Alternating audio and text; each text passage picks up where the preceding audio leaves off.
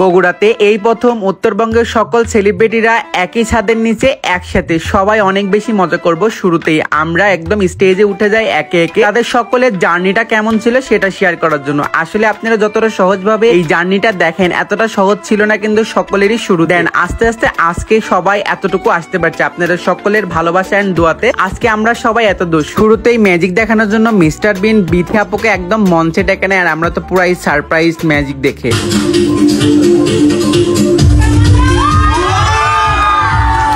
এরপরে আকাশকে ডেকে নেয়, আর আকাশকে একটা টাসের সংখ্যা মিলানোর জন্য ডেকে নেয়, কিন্তু টাসের সংখ্যাটা মিলে যায়। এটা আসলে কিভাবে সম্ভব? আর এই যে মিস্টার বিন একজনকে হাওয়া করে দিল সেকেন্ডের মধ্যে। তারপরে আমাদের প্রোগ্রাম শুরু হয়ে গেল।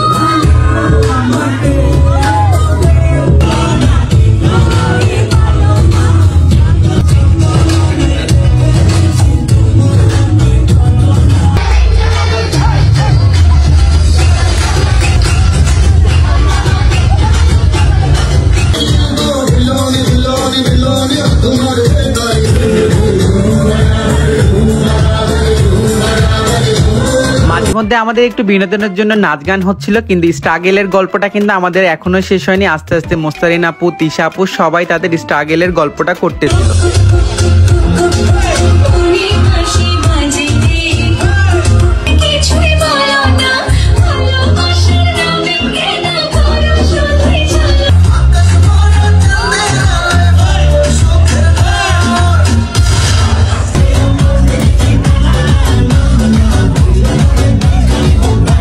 সবাই মজা করতে করতে হঠাৎ করে তানভীর ভাইয়ের দুষ্টু কোকিল গানটাও সামনে আসে, আর এটা নিয়ে আমরা অনেক বেশি মজা করতেছি। এরপরে আমাকে স্টেজে ডেকে নেয় আমাদের সেই সম্মাননা দেওয়ার জন্য।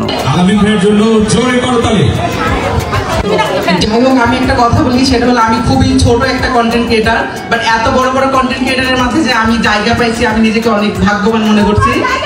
আমাদের রাজশাহীর ফারহানা বিথি আপু, আমি জানি না বাংলাদেশে এরকম কোনো গাইডলাইন বা এরকম কোনো মাথা বা বট গাছের মতো ছায়া কাউকে দেয় কিনা।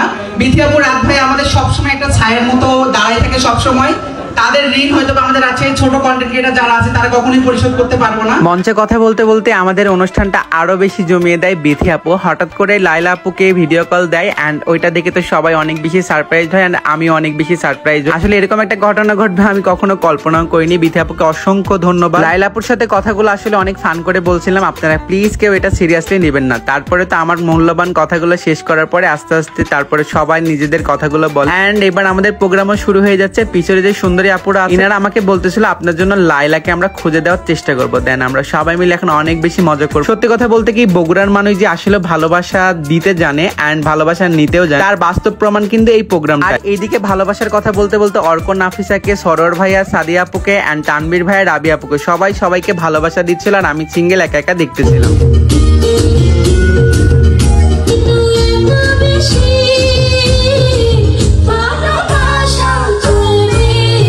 এই প্রোগ্রামটাতে কিন্তু আমরা সবাই কম বেশি অনেক বেশি মজা করছি, কিন্তু আমাদের এখনো কোনো গ্রুপ পিকচার তোলা হয়নি, যার জন্য ফাইনালি আমরা এখন একটা গ্রুপ পিকচার তুলবো সবাই একসাথে। আসলে এরকম প্রোগ্রাম ছাড়া সকল ক্রিয়েটাররা একসাথে হওয়াটাও খুব একটা টাফ বিষয়। এরপরে আমার কিছু ভালোবাসার মানুষের সাথে দেখা হয়, এন্ড তাদের সাথে গল্প করলাম, আড্ডা দিলাম, ছবি তুললাম। তার সাথে ডায়েটের এই স্ন্যাক্সটাও ছিল বিকেল বেলা।